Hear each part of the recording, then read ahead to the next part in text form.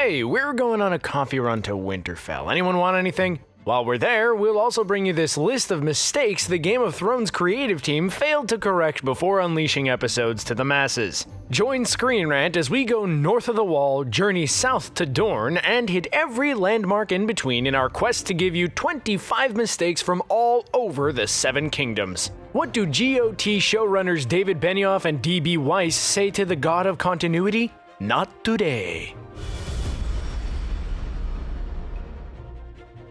First up is the one you've all been waiting for, the infamous coffee cup. Yep, the most well-known dinner disaster since the Red Wedding. At the start of the 4th episode of Season 8, the united survivors of the Battle of Winterfell meet in the castle's Great Hall for some food, mead, and remembrances of the departed. Daenerys gives a toast, making Gendry a lord, and gets a toast to herself from those in attendance. She should have raised her cup of coffee instead. A burnt roast being toasted by the unburnt queen herself. In full disclosure, Emilia Clarke has admitted that the cup was hers, and HBO digitally removed the cup from future airings so that the Queen of the Unsullied Cup wouldn't sully this episode any longer. The coffee cup snafu wasn't the first time this Game of Thrones behind-the-scenes screw-ups made their way on screen. This is a trend that goes all the way back to the very first episode. And unfortunately, since the series is now basically over, it's too late to have an intervention with the cast and crew. In the pilot, an extra walked in the background of the shot, and although it was a blink and you'll miss it moment, some fans weren't blinking and they caught the blooper without issue. The extra in question appeared to be in modern dress. A lot of hip, modern people are wearing simpler clothes without labels that harken back to older eras, which might be why this man was hard for some to spot. Others couldn't help but notice the guy was wearing an In Patagonia jacket, boots, and jeans. Winterfell is pretty trendy this time of year. Extras aren't the only victims of continuity errors and oversight from the wardrobe department. Although the leads get all the love and attention, somebody behind the scenes wasn't staying as focused as they should have. In episode 1 of season 8, Daenerys' braids change from shot to shot. Sometimes they're tied on the back of her platinum blonde head of hair in a looser arrangement, other times they're wrapped more tightly. Regardless, if you pay less attention to Emilia Clarke's face and look at the back of her head, you'll catch a more sloppy wig than a drunk patron at a drag brunch. Maybe if they bit the bullet and just dyed Emilia Clarke's actual hair rather than use a wig, they wouldn't have this issue. In the opening credits of the show, each actor's name appears beside the sigil of the house that their characters belong to. This motif was muddled when Sophie Turner, who plays Sansa Stark, wasn't listed beside the Stark symbol of the direwolf. Instead, she was pictured with a symbol of the dragon, the Targaryen sigil. While this was great fodder for eagle-eyed GOT geeks looking to find hidden clues within the show's many details, it's likely that there were no secrets or surprises here. Sansa Stark is not a hidden Targaryen. She is a Stark through and through. If there were any sigil she might have been listed beside other than Stark, it probably would have been the Lannister lion, since at that point in the series, Sansa so wanted to marry Joffrey, unaware that he was the Seven Kingdoms version of Little Caligula. While this next one has nothing to do with wigs, it's another major error that should have been caught. Even many fans failed to spot this mistake when it made its way onto our screens. Stannis may have sacrificed his daughter in order to find victory on the battlefield, but he failed to prove himself in the battle and died against a tree. During this scene, a computer charger is obviously visible beneath his extended leg. Apparently, he was trying to get an extra boost of power before he ran out of battery life. But it's hard to find a good outlet in Westeros. If only he had Bran nearby. That guy can plug into any heart tree and get a boost in foresight like nobody's business. When Ned Stark reads through the histories of highborn offspring in the show's first season, he makes the terrible discovery that Joffrey, Tommen, and Myrcella are likely not Robert Baratheon's true-born offspring, but rather bastard children of Cersei's relationship with Jaime. Ned uncovers this by reading the book's description of their hair color. All previous Baratheon children carried on the dominant genetic trait of black hair, except for Cersei's 3 golden-haired children. So, if the Baratheon's dark-haired trait is always carried on in trueborn heirs, how come Stannis' daughter Shireen has light brown hair? Is this some kind of oversight? Or is she not really Stannis' daughter? We're gonna say that this is just an inconsistency on the showrunner's part. The Tyrell family may hail from Highgarden and have a smooth disposition, but they have their own problems. While Marjorie Tyrell is the people's queen and she can remain calm under pressure, the lady still doesn't know how to put her phone on silent. At least, that's what we think that noise is. In the Season 3 scene, when Marjorie visits the homeless of King's Landing, who are much worse off following the Battle of Blackwater, Marjorie proves herself as a capable queen-to-be who can mingle with both highborn and common folk alike. It's during this scene, however, that the chimes of a phone notification can clearly be heard. And that might just stand out more to us than an extra in jeans or a coffee cup at a Winterfell gathering. In a world full of dragons, magic, and mayhem, this one's more of a nitpick. But hey, somebody's gotta keep track of the science in Westeros, or lack thereof. Besides, by this point in the first season, the show had made clear that magic was long gone from the world. We hadn't seen dragons yet, and the White Walkers were mostly just creatures we quickly glimpsed at the start of the show. So when Daenerys' brother Viserys gets a crown of molten gold poured onto his head, we may have been too shocked to do some simple calculations. Like the fact that while it generally takes nearly 1950 degrees Fahrenheit to turn solid gold into a liquid, your average bonfire gets up to 700 degrees. Maybe in Essos, Dothraki fire burns hotter. Or perhaps this wasn't real gold. Melisandre takes a bath in Season 4. While that may not seem out of the ordinary for a character who's appeared nude several times on the show and has no problems birthing shadow demons on camera like she's part of some unholy family life education seminar, this particular instance was different. In Season 6, it's explained to the audience that Melisandre needs her necklace in order to appear young and beautiful. So in a show that is so meticulously planned, why was she still young and beautiful while taking a bath in Season 4 if she wasn't wearing that necklace? Maybe she was wearing it around her leg? Or maybe the creative team just flat out screwed this one up. Fans can't seem to agree on the quality of the show after it outpaced the timeline of the books. Some say it got better once the showrunners started creating stories that took place after the events of George R.R. Martin's Dance with Dragons. Many more seem to disagree. Yet we can all come to the consensus that while the Battle of the Bastards is a breathtaking hour of storytelling, Jon Snow's rubber sword during the aforementioned battle didn't do it any favors. Yep, there's a moment during the episode when Jon Snow rides on horseback and his Valyrian steel sword hangs off the side of the horse. It visibly flops as the horse gallops and begs the question, why didn't the production team give Kit Harington a sword made of genuine metal for the non-combat shots?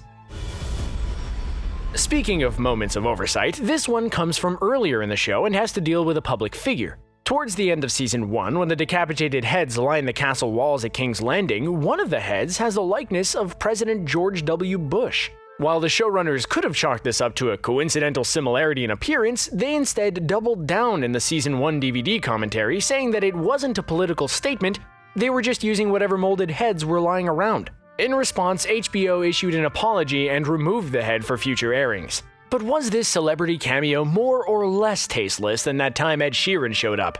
You be the judge. The Game of Thrones production team has been caught with their pants down more often than not. And even when they intend for pants to be down, for sexposition or other purposes, things don't always go as planned. Take this scene from Season 1, Episode 8, The Pointy End. One of the King's Guards standing to the right of the King's throne loses all sense of his power when he spends the scene struggling to get his sword back in his sheath. It's the most embarrassing thing a knight could be caught struggling with, and we're surprised he's not ordered to be executed then and there. But hey, sometimes the rulers in this kingdom can be merciful, and maybe they were just too busy getting ready to execute Ned Stark. In a mystery fit for Agatha Christie, let's call this mistake the case of the multiplying necklace. Earlier in the series, Joffrey gives Sansa a necklace with a pendant displaying the Lannister lion. Sansa remarks that it matches the same necklace owned by Joffrey's mother, Cersei. Then in Season 5, when Myrcella is in trouble with the Sand Snakes, Cersei receives a foreboding message from the Dornish warrior. A viper with the aforementioned necklace in its jaws. We're basically told that Myrcella's necklace is the only other version in the realm to match Cersei Lannister's. But if that's the case, whatever happened to the necklace Sansa was given? Did they seize it back while Sansa was basically under house arrest in King's Landing during the earlier seasons? We may never know. Sometimes items like coffee cups appear where they shouldn't. Sounds like cell phone notifications go off when they should stay silent. And hairstyles change when they should stay put. Other times, things just flat out disappear, even if they're part of the previous shot. Take this moment from Season 1, in which Catelyn has a heart-to-heart with her eldest son Robb. Actress Michelle Fairley had her hand placed on Robb's chest for emphasis. However, in the following shot, her hand is gone. While we are sure Michelle Fairley is consistent at hitting her marks, we wish a continuity person would have caught this. But maybe they were too busy turning their phone to vibrate to notice. In a show where anything horrible could happen, terrible things usually did occur to our favorite characters nearly every episode. However, it seems that most of our favorite characters are able to find their ways out of dangerous scrapes in the later episodes in the series. Take, for instance, the moment when Sansa and Theon are fleeing Ramsay Bolton and his hounds. The two manage to escape Winterfell and the brutal man who made their lives hell. Brienne comes to their rescue and defeats those chasing them.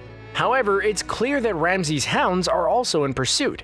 You would imagine the bloodthirsty dogs would be able to sniff out our heroes faster than Bolton's pursuing henchmen, but we don't see the hounds following this moment. Hounds and hands have consistently disappeared throughout the show, but rarely is a regal title bestowed on any character without pomp and circumstance. Even Gendry gets bestowed a major house in Season 8, Episode 4, and this is done among the rowdy celebration occurring in Winterfell. Shockingly, his uncle Renly Baratheon was a bit more flippant in throwing out the names of houses. In a scene in Season 2's The Ghost of Harrenhal, Renly refers to Moat Cailin as Moat Caitlin. For Moat Caitlin. This may have been because he was sharing the scene with Catelyn Stark and got tongue-tied. Shockingly, no one on set seemed to notice the slip-up, and it ended up in the finished episode. Verbal mistakes have been known to happen in this show, but the costume, hair, and makeup issues are probably the most common. The hair lengths of the Stark boys varies from scene to scene in the pilot. The slight discrepancies regarding the looks of Jon Snow, Robb Stark, and Bran Stark just might be due to the fact that the pilot aired by HBO is actually the second version of the show. An earlier pilot had been produced and then reworked by the showrunners. Maybe the team working on the second pilot was distracted. Jumping ahead a couple of seasons, when Jon Snow is taken out by his fellow Night's Watch members, he has a scar on his face and chest. When he comes back from the dead, his resurrection appears to have healed the scar on his face but left the scar on his chest. While the 9th episodes of previous seasons tended to be reserved for big battles or crazy series-defining twists, sometimes major events happen earlier in a season. That was definitely the case in the 4th installment of Season 5. Here, Barristan Selmy and Grey Worm were ambushed in the streets of Meereen by the Sons of the Harpy. While there were many bodies strewn about in the aftermath of the battle, a wider shot showing the full extent of the battle appeared to show significantly less bodies about than the skirmish led us to believe. The fight was an exciting and stressful experience for viewers, but when the body count doesn't necessarily match up with the fighting on screen, then that inconsistency definitely stands out to the more observant fans. Okay, another sticking point for certain fans of the show is the logic behind Euron Greyjoy's Iron Island fleet. Sure, it makes sense for the man to command a massive navy, especially with his reputation and the Iron Islanders' notoriety for being fearsome seafaring warriors. But where the heck did these ships come from? We've known for a while that the Iron Islands are barren, rocky places, isolated off the coast of Westeros. Where the heck did they get all the wood needed to build this fleet without trees at their disposal? The Ironborn are notorious raiders, so maybe they pillaged most of these ships. But from what we've seen of these boats, they all appear to have the same uniform shape. So hey, your theory is as good as ours. While we can easily come up with some reasoning behind how Euron Greyjoy amassed his whole fleet, even without the show exactly divulging for us how this could happen, we may never know how tall Brienne of Tarth really is. Gwendolyn Christie is a tall actress herself, but the character of Brienne, as written by George R.R. Martin and even depicted on most of the episodes of the show, is supposed to tower over most of the men she encounters. Still, she's never consistently the same height throughout the series, and it is never more apparent than when she shares scenes with Jaime Lannister. Obviously, the production team wants Brienne and Jaime to fit into the same shot and share a certain level of intimacy. But it would be nice if we saw Jaime in platform shoes once in a while. You know, for some added realism. This instance was more purposeful, but it still stuck out like a sore thumb. Tommen was treated like a young and naive king, but the creative team behind the scenes wanted an older and more mature actor. Not only so he could hold his own on screen with Marjorie and more experienced actors, but also so intimate scenes between Tommen and other characters wouldn't make audiences appear uncomfortable. Plus, it's probably easier for viewers on the show to see a bit more of a grown-up actor being manipulated and outmaneuvered until his tragic demise than, say, the younger actor who previously played Tommen. Dean Charles Chapman did a decent job playing the part, much like the other replacement actor, Nell Tiger Free, who played Tommen's sister Myrcella in later seasons. Speaking of discrepancies, what was the deal with Baby Sam? The ages of the characters are all out of whack, and time doesn't really seem to matter anymore in the land of Westeros. While we understand why Tommen and Myrcella were aged up, and we get the events of the series have taken place over a long period of time, David Benioff and D.B. Weiss have been purposefully vague about how long it takes for certain things to happen, particularly the duration of time it takes Daenerys to get to the Wall in Season 7. But back to Gilly's child.